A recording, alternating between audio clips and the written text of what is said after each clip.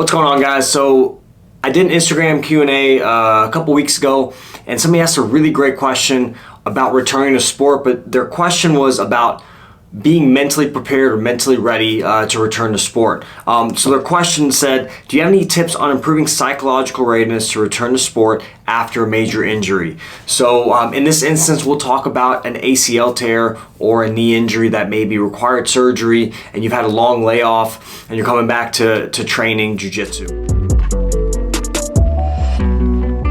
Now there's a couple things to think about initially. Obviously, you want to make sure that you're cleared by your physician or your physical therapist to return to sport.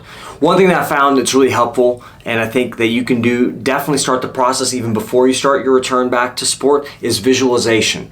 I think it's just as important before you get back to training and also when you get back to training to visualize yourself doing the movements, going through the techniques, the positions, hitting the sweeps, the takedowns, whatever you want to kind of work on. But I think it's really important to visualize yourself going through the movements, focusing on what your body's doing, what your knee's doing. Just really go and play that in your head over and over. I think it's just the same as like if you visualize a tournament scenario, takedown, guard pass, submission, that type of thing. So visualize yourself doing the technique, the positions, the training. That's really important. So visualization is something you can start early on in your recovery process or return to sport process, but it's very important.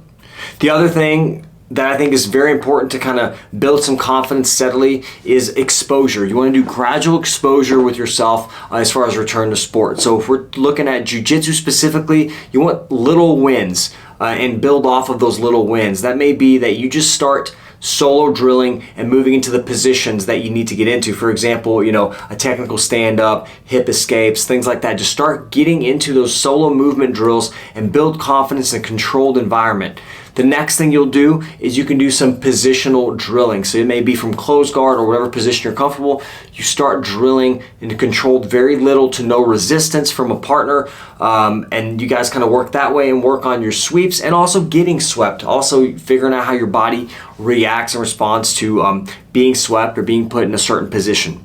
Then you can increase the intensity. You can do some light or moderate resistance from positional work, and then you can do pass defend drills from certain positions, limiting the scrambles. Again, you can do this from any position. Takedowns is very important. From standing positions, it's really important to start that process very slowly, get back to it gradually. No resistance initially, and then increase the resistance, and eventually you'll go to some live drilling, live rolling, and kind of sparring all together. That's a gradual process.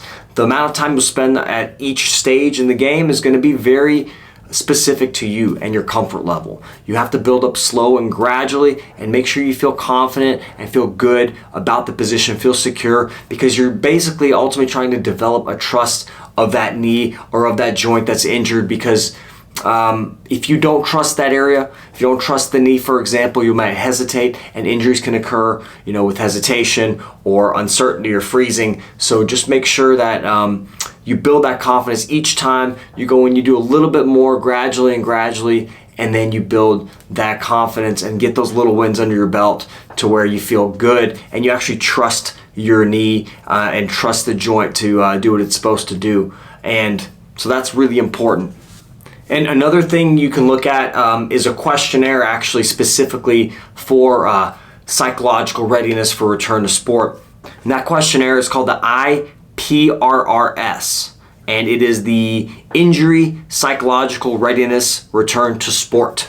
So kind of a long name there, but it's the IPRRS, and it's basically 6 questions, and the questions are kind of geared towards your return to sport and your comfort level with returning back. And some of the questions include your overall confidence to play, your confidence to play without pain, confidence to give 100% effort, confidence to not concentrate on the injury, confidence that the injured part can handle the demands of the situation, and your confidence in your skill or your level and ability. And so what you'll do is you'll score yourself. 0 is completely no confidence at all, 100% is full confidence, and you take that number, and if you're between 50 and 60, that shows good, strong confidence to return to sport. So it shows that you do have good psychological readiness. Below 50, if you're like 40 to 20, you're at kind of a moderate comfort level. So that use those scores as you return to sport. Use those scores, kind of see how your numbers improve, and those will give you kind of an idea on your psychological readiness to return to sport. I'll leave a link down below for that questionnaire, but pretty simple, easy one that you can do on your own as well, guys. So I hope that kind of covers the gamut, the complete way to integrate back into training. I hope this helps, guys. If you have any questions, send me a comment down below, and I'll talk to you next time.